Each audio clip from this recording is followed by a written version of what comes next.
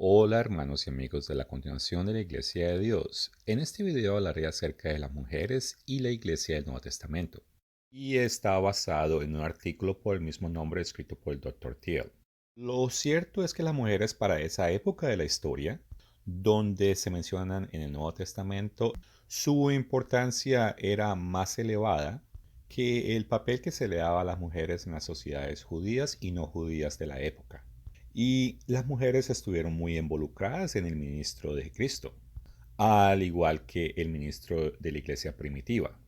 Y alguien escribió eso acerca de esas mujeres, que las mujeres viajaban con Jesús y los discípulos y ayudaban a sostenerlos, que las mujeres, no los hombres, fueron las últimas en la cruz de Jesús y las primeras en su tumba, que Pablo en varias cartas saludó a las mujeres como colaboradores. Las mujeres que dedicaron su vida en todo corazón a tales actividades religiosas recibieron extravagantes elogios de los escritos posteriores al Nuevo Testamento. Y bueno, no es un secreto que tanto Jesús como sus apóstoles provenían de una sociedad judía. Pero los escritores del Nuevo Testamento registraron que las mujeres no deberían ser tratadas según las tradiciones rabínicas. Antes de continuar, quiero mencionar que en Génesis capítulo 1, verso 27, Dios afirmó que Él creó al hombre a su imagen y lo creó hombre y mujer. Y en el capítulo 2, versos 21 y 22, es donde explica que Él hizo caer al hombre en un gran sueño e hizo a la mujer de una costilla que tomó de él. Eso demuestra que las mujeres están hechas del mismo material que los hombres están hechos y por lo tanto no es inferior a él. Pero a pesar de eso, en el antiguo Israel, los hombres judíos hacían tres declaraciones rutinarias en sus sinagogas o en sus oraciones matutinas, y una de ellas era decir, gracias a Dios que no soy mujer. Fuera de eso, una exposición rabínica de la ley judía daba estas palabras. El hombre debe evitar siempre a las mujeres, por lo que nunca debe hacerles gestos ni con las manos, ni con los pies, ni guiñarles el ojo, ni bromear con ellas. Un hombre no debe saludar a una mujer bajo ninguna circunstancia y tiene prohibido enviarle saludos incluso a través de su esposo. Ahora, quiero dejar claro que esto no proviene de la Biblia y era parte de esas tradiciones inapropiadas en el tiempo de Cristo. Pero sea como sea, algunos líderes judíos, ellos no le veían beneficios a las mujeres y por eso escribían cosas como esta. El rabino Ita enseñó, la mujer solo existe por su belleza o solo por los hijos que tendrá. Y bueno, obviamente eso es falso porque las mujeres son mucho más valiosas que simplemente por su hermosura o por tener hijos. Ahora, en 1 de Pedro capítulo 2, verso 22, la escritura afirma que Jesucristo no tenía pecado. A menudo mostró, como por ejemplo en Marcos 7, versos 5 al 13, que él se negó a participar en varias de las leyes añadidas a la tradición judía. Y eso incluía las tradiciones judías que involucraban el trato de las mujeres. Miremos Juan capítulo 4, versos 7 y 9.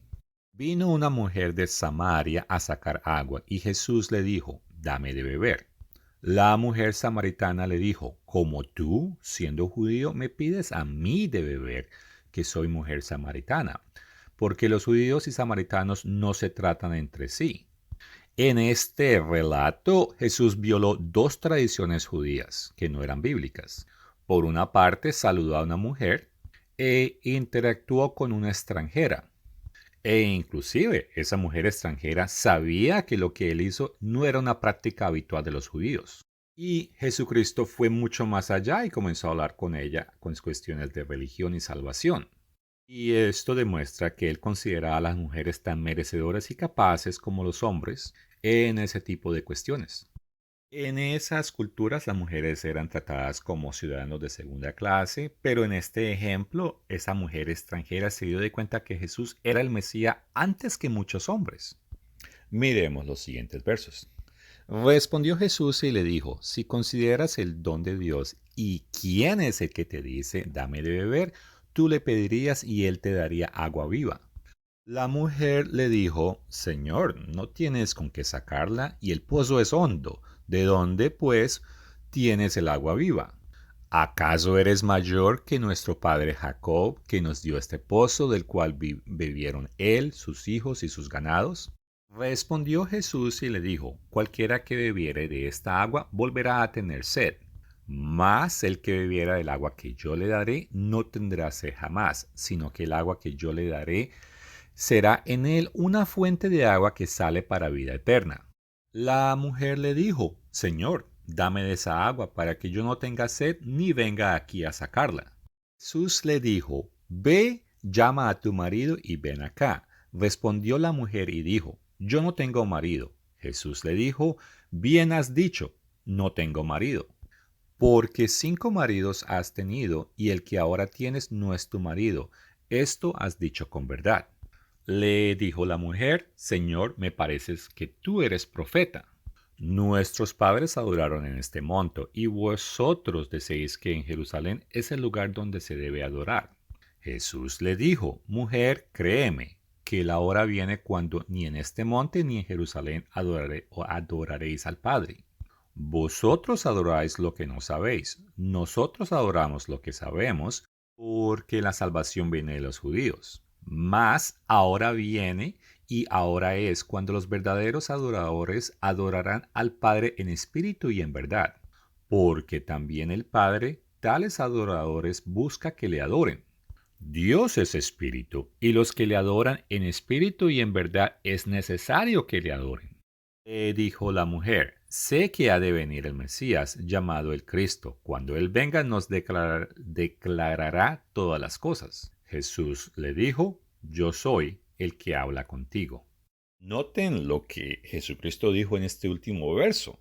Y este es el primer lugar que el Evangelio registra que Jesús declaró claramente su identidad y fue a una mujer samaritana. Y si nos adelantamos a los versos 39 y 41, y muchos de los samaritanos de aquella ciudad creyeron en él por palabra de la mujer que daba testimonio diciendo, me dijo todo lo que he hecho. Entonces vinieron los samaritanos a él y le rogaron que se quedase con ellos, y se quedó allí 2 días, y creyeron muchos más por palabra de él. ¿Y qué puede decir? Esta mujer extranjera dio testimonio de él y otros extranjeros creyeron basado en ese testimonio. Ahora, en Mateo capítulo 22, versos 23 al 32, vemos que los sacerdotes saduceos, ellos creían que las parejas iban a continuar casados. Y por eso les pusieron el problema de que, aunque raro, aún posible, donde varios hermanos en un punto de sus vidas antes de morir terminaban casados con esta mujer. Pero en el verso 31 Jesucristo les deja bien claro que en la primera resurrección todos los resucitados no se casan entre ellos. Y es que todos serán hijos de Dios, serán seres espirituales y serán como Cristo es hoy en día. Además, de la misma manera como los ángeles no se casan, esos seres espirituales no se casan tampoco. Esta respuesta les sorprendió mucho porque Jesucristo hablaba de los resucitados, tanto hombres como mujeres, en un mismo nivel. Las mujeres no eran inferiores en ninguna manera. Y bueno, eso culturalmente era un cambio radical a las tradiciones no bíblicas que ellos tenían. Y es que las mujeres tenían el mismo potencial espiritual que los hombres. Me gustaría comentar un detalle interesante en el libro de Lucas, cuando comienza. Habla de 2 encuentros con el ángel Gabriel. El primero está en el capítulo 1, versos 5 al 21, y no leo los versos, pero es donde el ángel Gabriel se le aparece a Zacarías y le comenta que su mujer, que pues parece que era una viejita, que iba a quedar embarazada y él no le cree. Hasta el punto que Gabriel le dice, mire, yo fui enviado de Dios para comentarle estas buenas noticias a usted. ¿Y usted no me cree? Ah, bueno, usted se va a quedar mudo hasta que estas cosas sucedan. El otro encuentro está en los versos 26 al 38. Y el mismo ángel Gabriel se le aparece esa vez a una joven llamada María y le dice, el Espíritu Santo va a venir y la va a embarazar. Y ese niño que salga va a ser un santo y va a ser llamado Hijo de Dios. Y bueno, el ángel también le comenta acerca de su familiar Isabel, que estaba embarazada ya en ese entonces 6 meses. Y bueno, no importa lo descabellada que sonaba esas cosas que el ángel le comentaba, ella creyó, hasta el punto que en el verso 38 dijo: He aquí la sierva del Señor, hágase en mí conforme a tu palabra. Y bueno, lo interesante, o una de las cosas interesantes, es que María, a diferencia del sacerdote Zacarías, ella sí le creyó al ángel Gabriel. Ahora, quiero hacer unos comentarios concernientes Lucas capítulo 2, los versos 36 al 38. Y bueno, poco después de que Jesús nació, ellos visitaron el templo donde se encontraba esta mujer muy importante, y leo. Estaba también allí Ana, profetisa, hija de Fanuel de la tribu de Aser, de edad muy avanzada, pues había vivido con su marido 7 años después de su virginidad. Y era viuda hacía 84 años, y no se apartaba del templo, sirviendo de noche y de día con ayunos y oraciones. Esta, presentándose en la misma hora, daba gracias a Dios y hablaba del niño a todos los que esperaban la redención en Jerusalén. Primero, esta mujer Ana, ella era un ejemplo de cómo servir a Dios, ya que ella lo estaba haciendo con todo su corazón y toda su fuerza.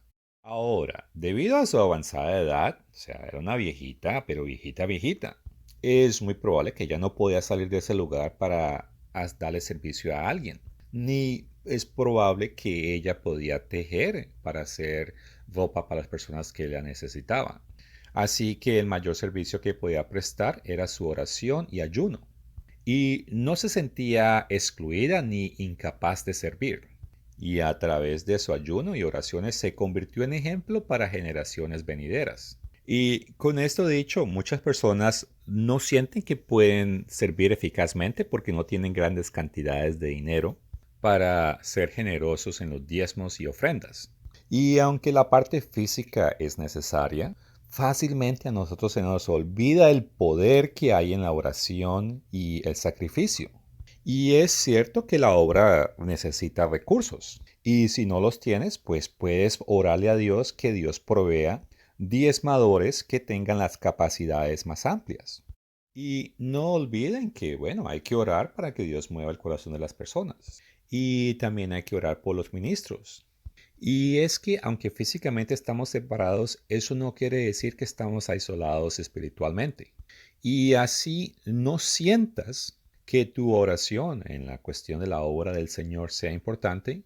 Es muy importante que entiendas que tu oración y sacrificio personal son muy importantes.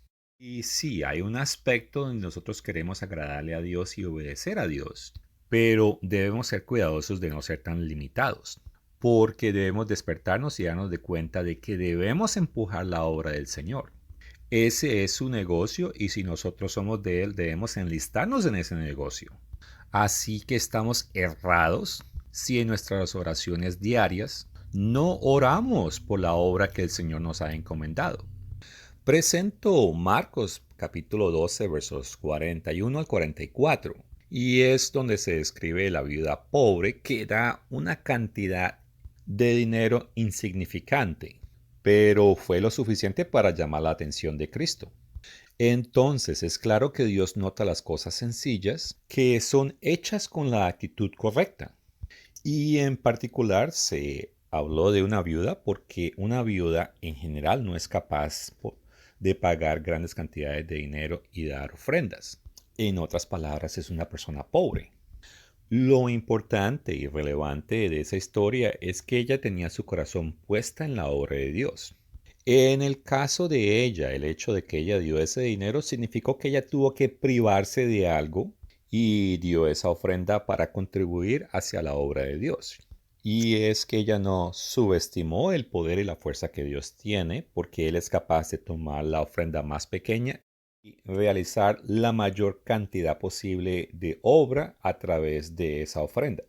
Pero bueno, estaba hablando acerca de las mujeres en el Nuevo Testamento. Así que regreso al tema y esta vez quiero hablar de Lucas capítulo 8 versos 1 al 3.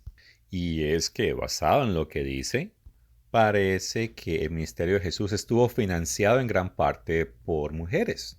Y leo la parte subrayada. Y algunas mujeres que habían sido sanadas de espíritus malos y enfermedades le servían sus bienes. Por otra parte, me gustaría notar algo en los versos 36 al 50. Es donde vemos que un fariseo le rogó a Jesús que aceptara una invitación a comer. Y cuando estaban en la mesa, dice la escritura que una mujer que era pecadora se apareció y prácticamente se postró a los pies de Jesús, estaba llorando y limpiaba los pies de Jesús con su cabello y los emperfumaba con un perfume que trajo. E inclusive el fariseo cuando vio eso dijo, uy, pero si este hombre es profeta, ¿cómo es que no detecta que esta mujer es una pecadora? Y por lo tanto no debía permitirle que se le acercara, mucho menos tocarle.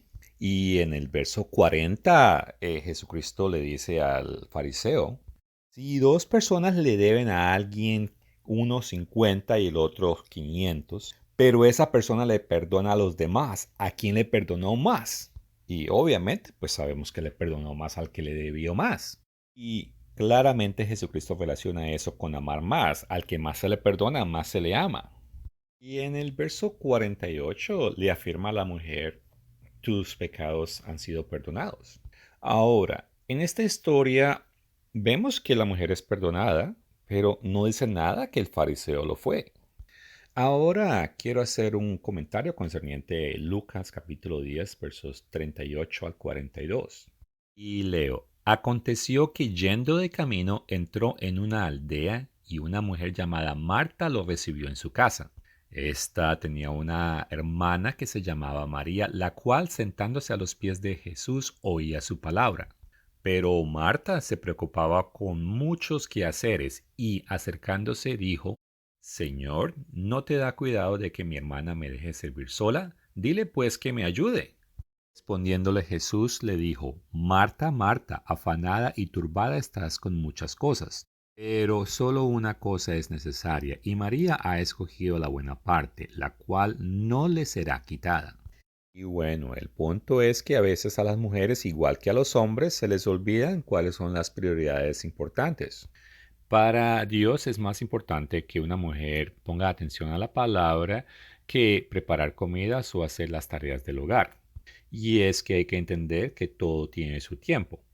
Pero incluso en ese caso, mujeres creyentes como Marta tienen problemas para entender eso. Ahora paso a Lucas 13, versos 10 al 17. Y en el verso 10 dice que era el día de reposo.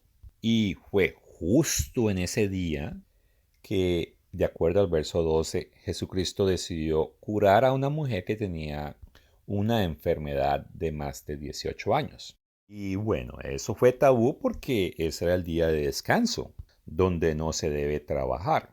Y ellos vieron esa obra como algo malo y acusaron a Jesús de haber quebrantado el día de descanso en el verso 14. Ahora, el hecho de que es día de descanso, eso no quiere decir que si uno tiene animales hay que dejarlos aguantar de hambre y no darles nada porque pues uno dice no, no se puede trabajar. Obviamente uno hace acomodaciones para que todo eso sea un proceso sencillo en ese día, pero al menos físicamente hay que ir y servirle al animal o qué sé yo.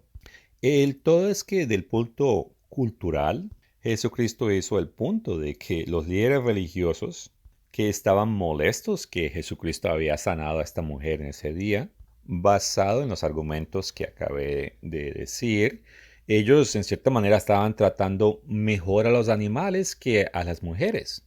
Y él les recordaba que las mujeres eran hijas de Abraham y por lo tanto eran muy valiosas. Y estoy hablando de eso en el verso 16.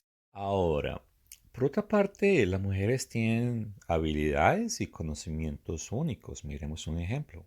Vamos a Mateo 26, versos 6 al 13. Y estando Jesús en Betanía, en casa de Simón el leproso, vino a él una mujer con un vaso de alabastro de perfume de gran precio. Lo derramó sobre la cabeza de él estando sentado en la mesa, y al ver esto los discípulos se enojaron diciendo, ¿para qué es este desperdicio? porque esto podía haberse vendido a gran precio y haberse dado a los pobres. Y entendiéndolo, Jesús les dijo: ¿por qué molestáis a esta mujer? Pues ha hecho conmigo una buena obra. Porque siempre tendréis pobres con vosotros, pero a mí no siempre me tendréis. Porque al derramar este perfume sobre mi cuerpo, lo ha hecho a fin de prepararme para la sepultura. Y bueno, ¿cómo sabía esta mujer que él iba a ser sepultado? Bueno, no sabemos. Pero Jesucristo parece indicar que ella lo sabía. Y observe que en el último verso dice que en memoria de esa mujer donde se proclame el Evangelio, se iba a hablar acerca de ese evento en memoria de esa mujer. Y los apóstoles, los varones, ellos que andaban con Jesucristo y sabían que estaba a punto de morir, ellos no lo ungieron. Y es más, criticaron a la mujer que hizo lo que era correcto. El punto es que las mujeres desempeñaron algunos papeles únicos y críticos dentro de la Iglesia del Nuevo Testamento. Después de la resurrección de Jesucristo, no fueron los discípulos que vieron a Jesús primero, fueron mujeres. Eso es lo que registra Juan en el capítulo 20, versos 11 al 18. Y es que no solo fue una mujer que vio por primera vez a Jesús resucitado, sino fue una mujer la que tuvo que decirle a los discípulos que él había resucitado. Y bueno, Jesucristo estuvo con ellos un tiempito y él ascendió en el cielo. Podemos leer eso en Hechos capítulo 1, verso 9. Y en los versos 12 al 14 menciona que tanto los apóstoles, al igual que las mujeres, estaban esperando y se encontraban en oración constante. Ahora, después en cuestión de bautismo y salvación, tanto los hombres como las mujeres por igual se convertían y se hacían creyentes. Un ejemplo donde eso se menciona es Hechos capítulo 5, verso 14. Y de acuerdo a Hechos capítulo 8, verso 3, tanto las mujeres que profesaban a Cristo al igual que los hombres eran perseguidas. El hecho de que eran mujeres no les daba inmunidad a estar sujetas a prisión y otros castigos. Podemos leer eso también en Hechos capítulo 9, verso 2. Y en general se alentaban a las mujeres a ser parte de la iglesia cristiana de la misma manera como a los hombres. Y tanto hombres y mujeres por igual, ellas creían, se arrepentían y se bautizaban. Y podemos leer eso en Hechos capítulo 8, verso 12. Ahora, cambia un poco de dirección y, bueno, quiero hablar acerca del cabello y las joyas. De acuerdo a 1 Corintios capítulo 11, versos 8 al 15, con énfasis en los dos últimos versos, dice: la naturaleza misma no os enseña que el varón es el deshonro dejarse crecer el cabello. Por el contrario, a la mujer dejarse crecer el cabello le es honroso, porque en lugar de velo le es dado cabello. Y bueno, básicamente la Biblia está enseñando que la mujer debe tener el cabello largo. Ahora, concerniente al cabello trenzado y el uso de joyas, y pasajes relacionados como en Primera de Timoteo y Pedro, esto es lo que la antigua Iglesia de Dios escribió. Muchas mujeres se han preguntado si Dios les prohíbe usar joyas. ¿Han escuchado la enseñanza de que Dios prohíbe a los cristianos usar joyas o anillos de boda? Esta era la enseñanza común del siglo pasado, pero solo unas pocas denominaciones la han conservado. Esta enseñanza se originó en el principio de que, debido a que en el mundo abusaba del uso de las joyas, anillos y otros adornos, las joyas y los adornos eran pecaminosos en sí mismos y nunca debían usarse. La Biblia enseña de que las cosas materiales no son pecado, sino que está mal el uso indebido de ellas. Es el acto de abuso o mal uso lo que es pecado o violación de la ley de Dios. Hay dos textos del Nuevo Testamento relacionados con el uso de adornos por parte de los cristianos. Primera de Timoteo capítulo 2 versos 9 al 10 y Primera de Pedro capítulo 3 versos 3 al 5. Ninguno de los dos textos menciona siquiera los anillos de boda y ninguno condena el uso apropiado de joyas como algunos suponen. Pedro escribió que las mujeres no deberían adornarse con trenzas o trenzas, las cuales los griegos era costumbre en la que se trenzaban con el cabello joyas costosas y también coronas. La prohibición bíblica de tal práctica se hace evidente cuando uno considera que el cabello de una mujer le fue dado para que fuera una gloria y honor, de acuerdo a 1 Corintios capítulo 11, verso 15. La adición de adornos costosos o que distrajeran y no fueran naturales le quitaban belleza natural y deseada a la mujer. No hay ninguna prohibición bíblica contra el uso de una flor o otro adorno modesto en el cabello. Los apóstoles prohibieron el uso de adornos de oro y perlas en relación con atuendos costosos. El oro y las perlas no son pecados, pues Dios santificó el uso del oro en el templo. Pero su gran costo no era apropiado para las mujeres cristianas, quienes debían poner sus tesoros en rasgos espirituales de carácter que Dios consideraba de mucho mayor valor.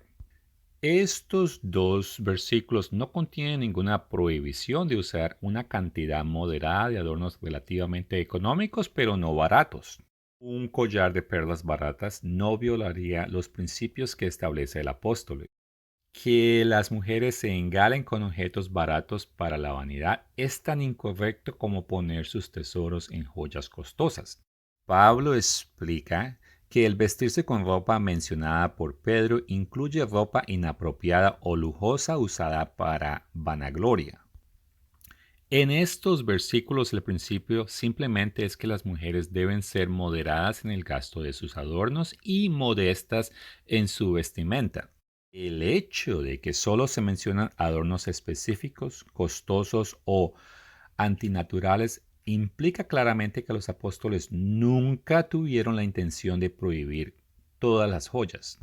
Dado que no se dice nada acerca de los anillos de boda, aunque usarlos era una práctica universal en ese tiempo, ni Pablo ni Pedro tuvieron la intención de prohibirlos. Los cristianos tienen perfecto derecho a usarlos. El origen de los anillos de boda no provienen de prácticas religiosas paganas. Paso al último párrafo. Como prueba absoluta de que las mujeres cristianas pueden usar joyas, Pedro dice que su descripción describe acertadamente las santas mujeres que esperaban en Dios también se habitaban estando sujetas a sus maridos. Sin embargo, esas mujeres usaban joyas y cita Génesis capítulo 24 versos 47 y 53. Y Dios bendijo a Israel de la antigüedad con adornos, y eso está en Ezequiel 16 versos 9 al 14. Bueno, en sumadas cuentas la Biblia no prohíbe el uso del cabello trenzado, pero sí advierte concerniente la vanidad que promueve la apariencia costosa y no del uso de anillos o simplemente el de trenzarse el cabello. Ahora, hablando de posiciones de autoridad, algunas mujeres fueron ordenadas como diaconisas. Un ejemplo claro está en Romanos 16, versos 1 y 2. Os recomiendo además nuestra hermana Febe, la cual es diaconisa de la iglesia en Cencrea. Y esa palabra es el Strong's 1249 y en español significa sirviente o ayudante. Y mirando el último párrafo en pantalla, una diaconisa mencionado en término técnico, los diáconos fueron originalmente designados para atender las necesidades de los miembros más pobres de la iglesia.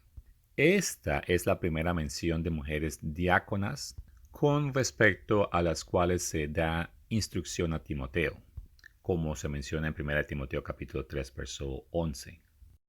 Ahora, concerniente a recibir el Espíritu Santo, Pablo informó que tanto los hombres como las mujeres del Nuevo Testamento recibirían el don del Espíritu Santo.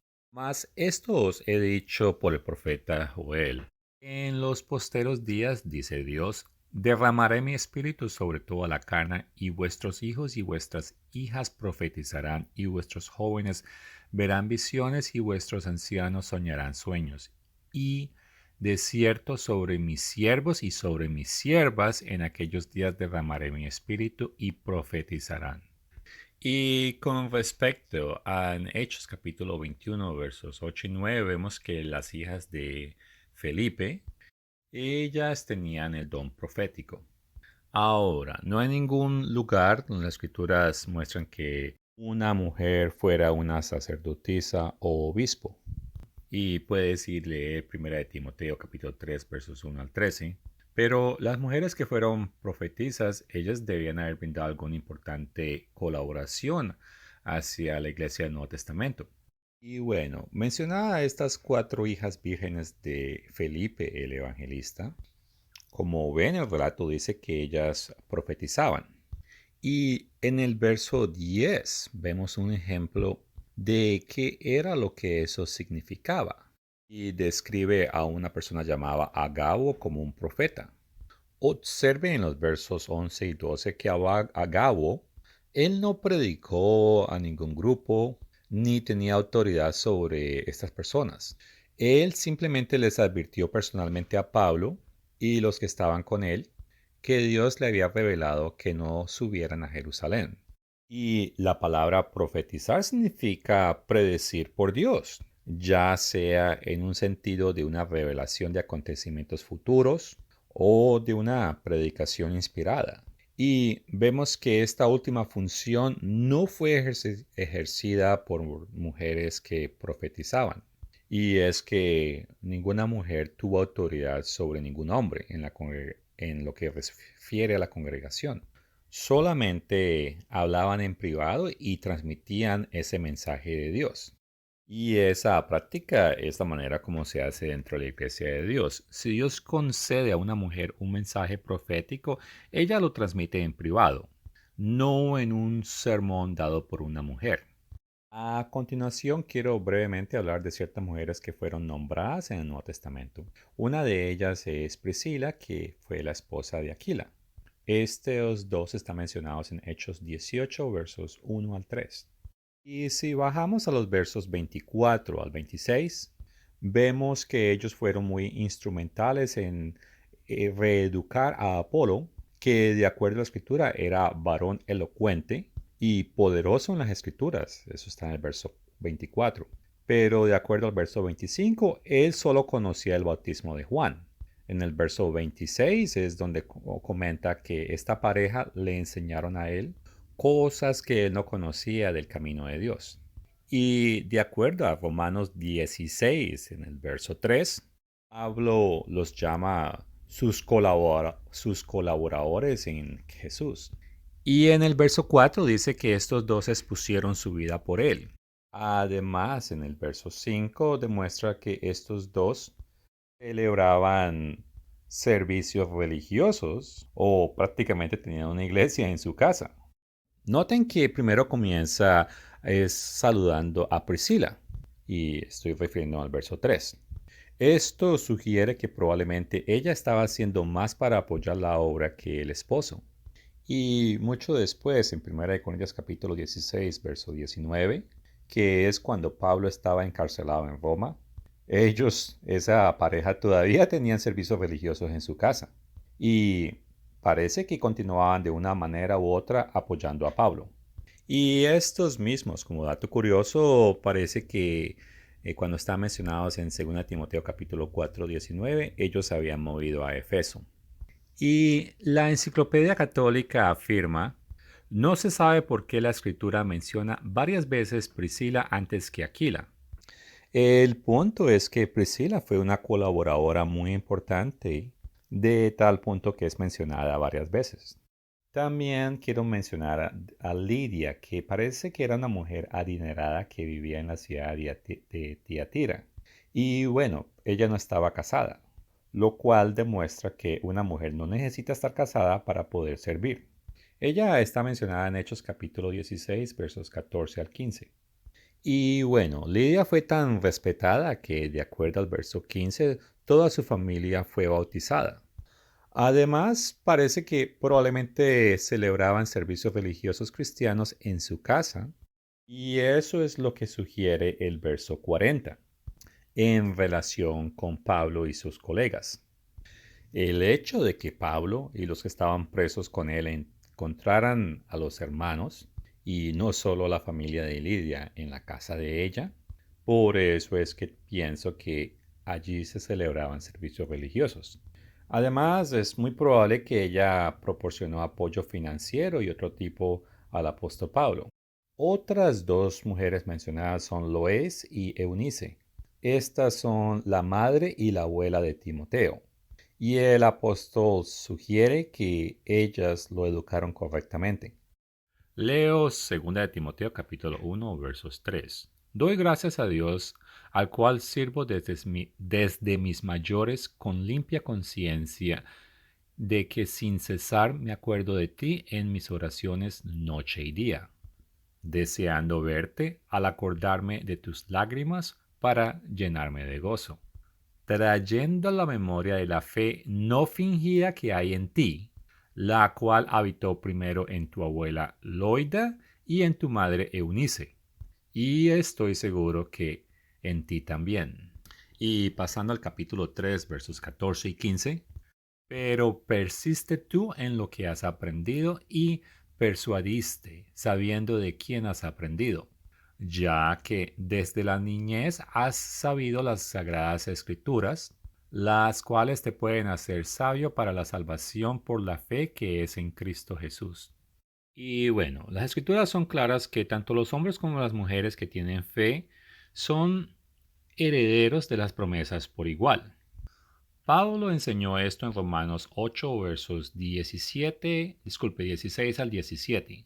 El Espíritu mismo da testimonio a nuestro espíritu de que somos hijos de Dios. Y si hijos, también herederos, herederos de Dios y coherederos con Cristo.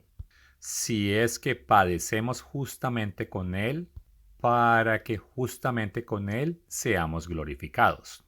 Con esto en mente, ahora leo Filipenses 4 versos 2 al 3. Ruego a Evodía y Santique que sean de un mismo sentir en el Señor. Asimismo te ruego también a ti, compañero fiel, que ayudes a estas que combatieron juntamente conmigo en el Evangelio, Clemente también y los demás colaboradores míos, cuyos nombres están en el libro de la vida. Y a las mujeres no se les permitía predicar, pero de todas maneras Pablo consideraba que las mujeres trabajaban con él en el Evangelio y tenían sus nombres inscritos en el libro de la vida. Ahora voy a hablar de los deberes, responsabilidades y derechos de las mujeres. Y comienzo leyendo Tito capítulo 2 versos 1 al 5. Pero tú habla lo que está de acuerdo con la sana doctrina, que los ancianos sean sobrios, serios, prudentes, sanos en la fe, en el amor, en la paciencia. Las ancianas asimismo sean reverentes en su porte, no calumniadoras ni esclavas del vino, maestras del bien, que enseñan a las mujeres jóvenes a amar a sus maridos y a sus hijos, a ser prudentes, castas, cuidadosas de sus casas, buenas, sujetas a sus maridos, para que la palabra de Dios no sea blasfemada. Y en esto quiero comentar que las mujeres discretas y castas, ellas no deben vestirse como mujeres inmorales. Las mujeres cristianas deben poder ser maestras de cosas buenas. Y eso lo pueden hacer sin la necesidad de ser predicadoras desde un púlpito. Y bueno, basado en ciertas escrituras, nos damos de cuenta que las mujeres se dan de cuenta que ellas podían y deberían apoyar a la iglesia. Miremos lo que está escrito en 1 de Pedro capítulo 3, 15 y 16. Sino santificar a Dios el Señor en vuestros corazones y estad siempre preparados para presentar defensa con mansedumbre y reverencia ante todo el que os demande razón de la esperanza que hay en vosotros, teniendo buena conciencia, para que en lo que murmuran de vosotros como de malhechores, sean avergonzados los que calumnian vuestra buena conducta en Cristo. Esto significa que las mujeres pueden responder a preguntas doctrinales y religiosas de las personas que les hagan esas preguntas. Eso sí, o deben tener cuidado de no ser forzadas ni tratar de funcionar como evangelistas. Y esta parece ser una distinción delicada, pero bíblicamente parece que es necesaria. Con esto dicho, quiero que tengan en cuenta Mateo capítulo 4, versos 14 al 16. Y es allí donde Jesucristo enseñó que los cristianos deben dejar que sus luces brillen. Y les recuerdo que las luces brillan sin producir ruido. Ahora, me gustaría leer 1 Corintios capítulo 11 versos 3 al 12. Pero quiero que sepáis que Cristo es la cabeza de todo varón, y el varón es la cabeza de la mujer, y Dios la cabeza de Cristo.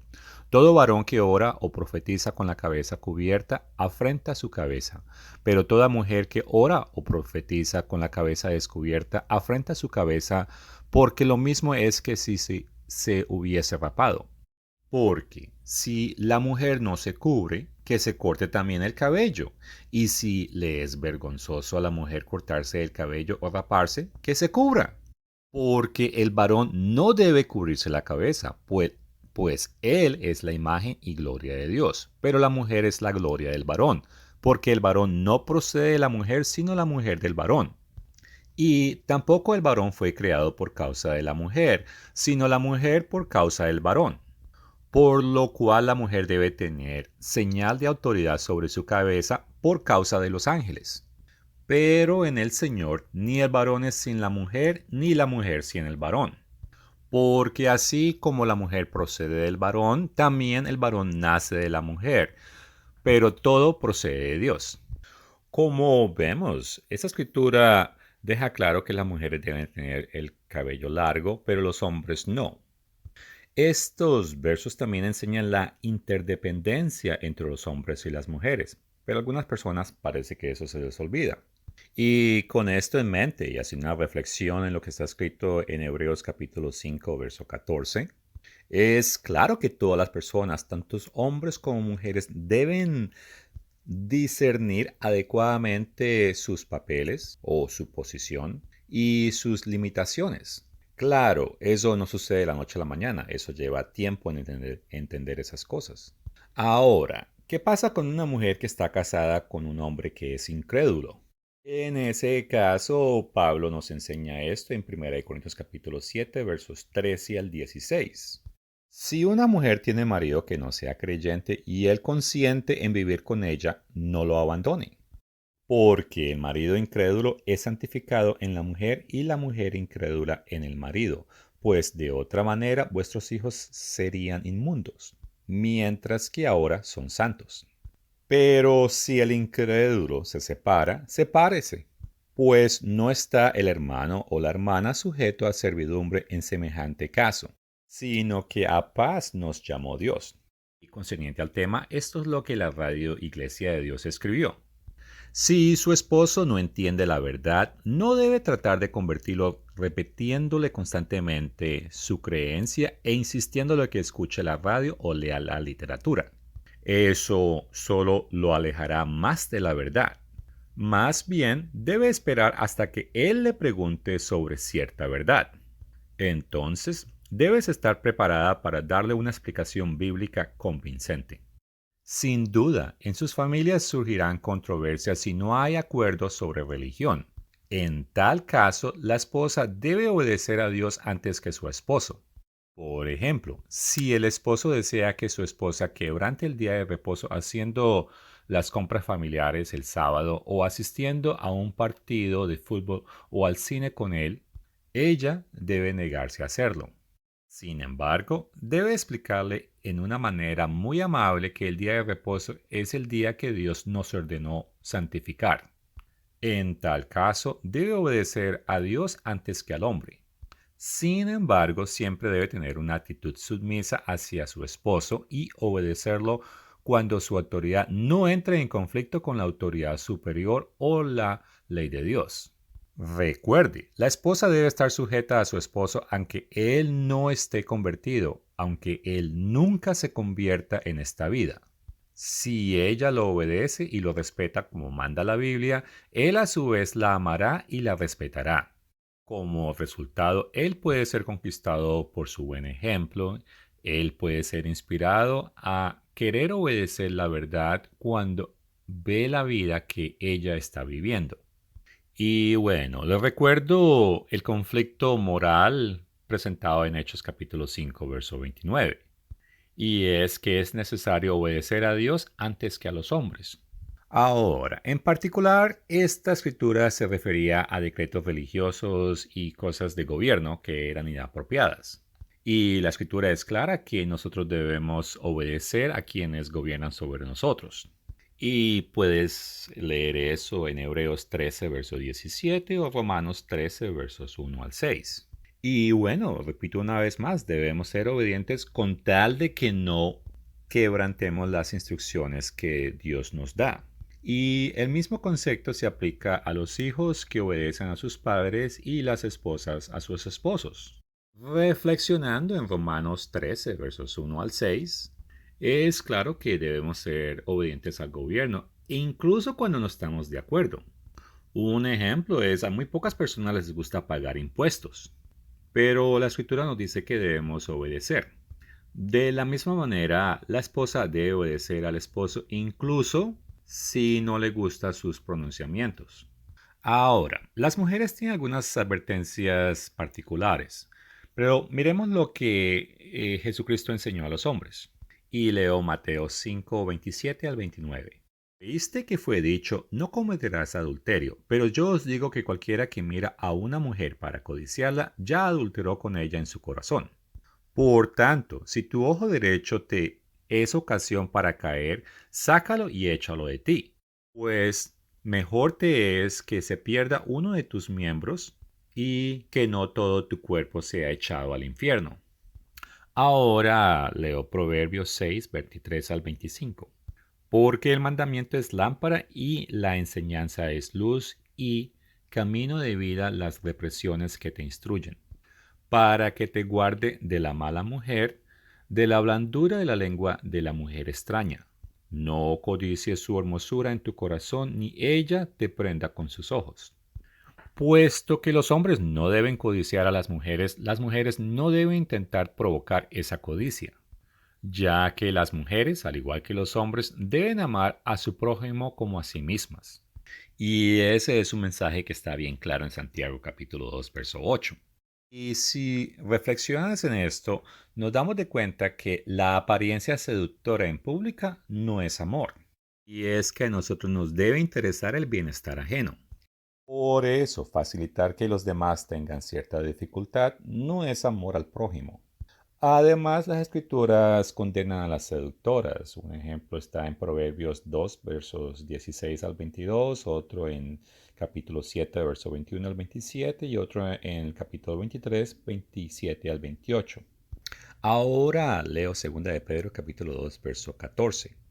Tienen los ojos llenos de adulterio, no se sacian de pecar, seducen a las almas inconstantes, tienen el corazón habitado a la codicia y son hijos en maldición. Todo el verso y he subrayado la frase seducen a las almas inconstantes. Bueno, en general todo se aplica tanto a los hombres como a las mujeres. El punto es que nadie debe intentar inducir a otros a pecar. Así que las mujeres cristianas deben dar un buen ejemplo en su vestimento y conducta. Ahora, hay personas que han afirmado que las mujeres cristianas pueden usar tan poca ropa como quieran en público. Pero eso va en contra de la idea del amor, la propiedad y la modestia. Y Pablo habla de esas cosas en 1 de Timoteo capítulo 2 versos 8 al 10.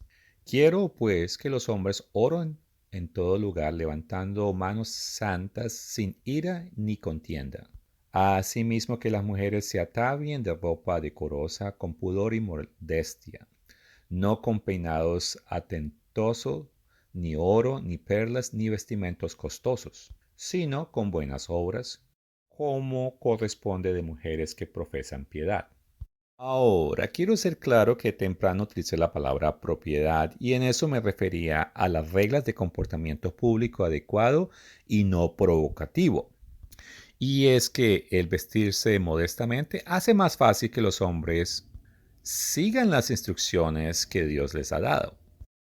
Presento Efesios capítulo 5 versos 25 al 29 y es que las mujeres deben ser amadas por sus esposos y nunca deben ser odiadas. Ahora, las mujeres que son solteras pero mayores deben ser honoradas así como se trata a una madre. Y las mujeres más jóvenes deben ser respetadas en pureza. Las mujeres, al igual que los hombres, no están obligadas a casarse. Y hago referencia a 1 Corintios capítulo 7, verso 38. Y es que cuando uno se casa con alguien, hay ciertas responsabilidades que uno, le guste o no le guste, tiene que asumir. Por curiosidad, miremos en el Antiguo Testamento ciertos derechos concernientes a las mujeres. Uno de ellos era esencialmente un estatuto obligatorio que no debían tener relaciones sexuales si no estaban casados.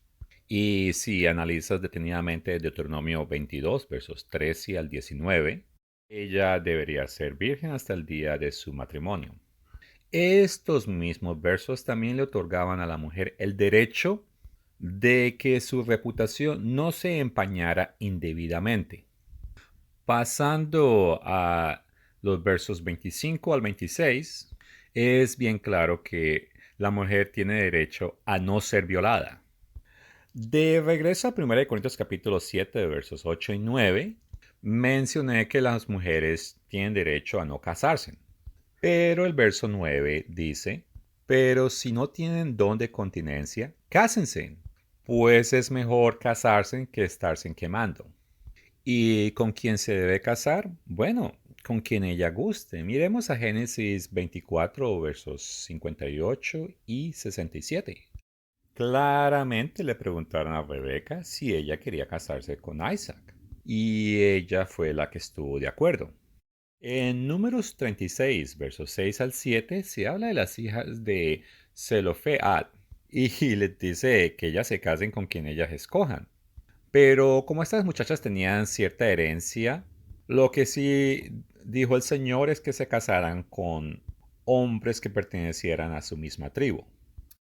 Mirando a Deuteronomio 24, verso 5, había una provisión para que los hombres no fueran enviados a la guerra o asignados a algún proyecto que no les permitieran compartir tiempo con su esposa. Y era para que le dedicara ese año a su esposa. Y en lo que es posible, no es mala idea que el esposo le dedique o le dé prioridad a su esposa. Eso no quiere decir que después del año eso para, pero la vida no es sencilla y definitivamente, nos guste o no, muchas veces tenemos que consagrarnos en sea estudios o trabajo o viajes concernientes a los negocios. Y muchas veces es muy difícil tener un buen balance familiar, sea por una situación u otra. Pero en lo que se puede invertir mucho más en ese primer año, puede establecer una muy buena base para años duros que pueden venir. De acuerdo a bases bíblicas, las mujeres pueden casarse con cualquier varón ellos quieran, tienen ciertos derechos de propiedad y cuando se casan, los maridos tienen obligación de tratar de brindarles felicidad, al menos por el primer año definitivamente. Y como mencioné, no es que al final del año termina, pero eso le puede ayudar a ese muchacho a desarrollar buenos hábitos concerniente a cómo tratar a su pareja que le ayudarán a asegurar un matrimonio exitoso. El Nuevo Testamento también expresa que las personas casadas no deben privar a sus cónyuges del sexo. Y eso se menciona en 1 Corintios capítulo 7, versos 3 al 5. El marido cumpla con la mujer el deber conyugal y asimismo la mujer con el marido. Ahora, el resto del verso indica que por una razón u otra ellos pueden estar de acuerdo en cierta abstinencia temporal. También quiero mencionar que de acuerdo a 1 Corintios capítulo 7, versos 39, la mujer casada está ligada por la ley mientras su marido vive. Pero si su marido muere, libre es para casarse con quien quiera, con tal sea en el Señor. Y es que las mujeres tienen derecho a decidir con quién casarse, eso sí, con cristianos verdaderos. Y bueno, he decidido concluir el estudio aquí. Ahora, hay cosas en el artículo original que pues no cubrí, como cuestiones de la mujer y el aborto. También menciona que la iglesia es representada por una mujer y iglesias falsas y apóstatas son representadas como una mujer infiel. Hay una sección donde cubre las mujeres en el Nuevo Testamento y menciona brevemente ciertas mujeres a través de la historia.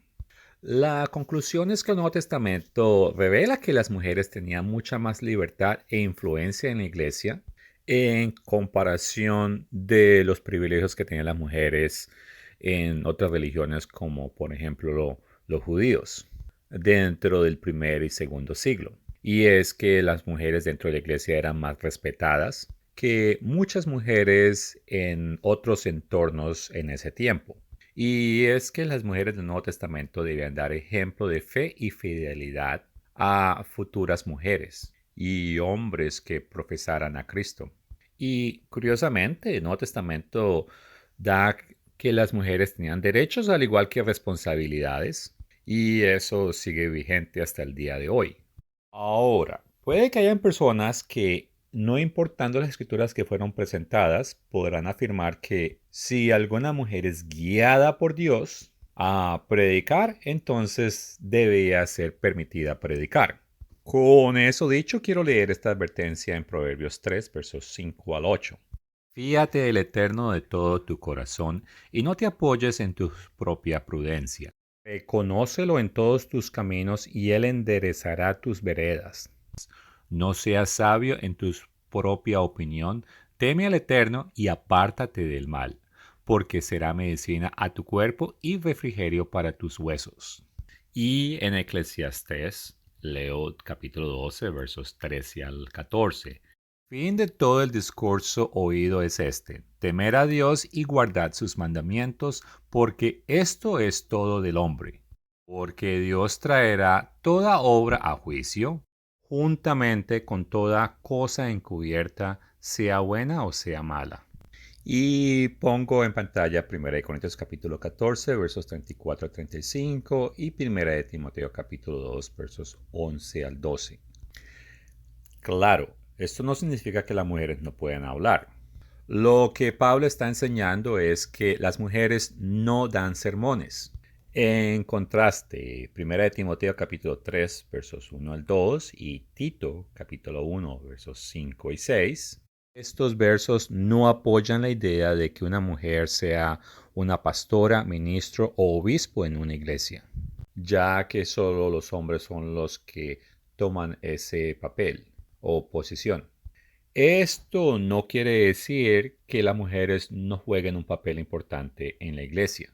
De regreso a Eclesiastés 12, versos 13 al 14. Las mujeres deben obedecer los mandamientos de Dios y no ir en contra de ellos. Y si afirman algo que va en contra de la voluntad de Dios, entonces están en rebelión. El Nuevo Testamento es bien claro de que hay ciertas limitaciones y ciertas responsabilidades y ciertos deberes tanto para los hombres y las mujeres. Y hay diferencias, pero ese no será el caso después de la resurrección, ya que las mujeres tienen el mismo potencial que los hombres. Y en Mateo 19, verso 30, Jesús dijo que muchos de los últimos serán primeros y los primeros serán últimos. Y muchos varones van a estar sorprendidos que después de la resurrección van a ver a muchas personas que nacieron mujeres gobernando. Hoy en día, gracias a la ayuda de muchas mujeres en diferentes continentes, la continuación de la Iglesia de Dios está en mejores condiciones para cumplir el papel de Mateo 24:14 y Mateo 28:19 y 20. Las mujeres han tenido y continúan teniendo papeles importantes en la Iglesia de Dios. A aquellas mujeres que son verdaderamente fieles tienen sus nombres escritos en el libro de la vida. Gracias por su tiempo.